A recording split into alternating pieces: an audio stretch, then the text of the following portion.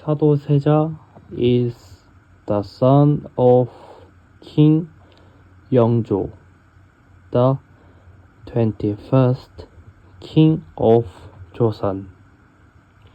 His son is Jeongjo, is 22nd king of Joseon.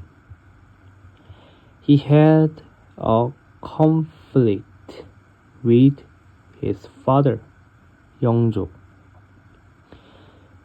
The reason is that many of Phoenicians crushed when he ruled the country with his father, and he did things that would be a problem after that.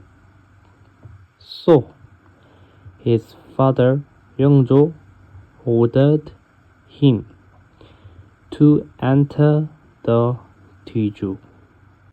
Tiju is a wooden box that stores grain.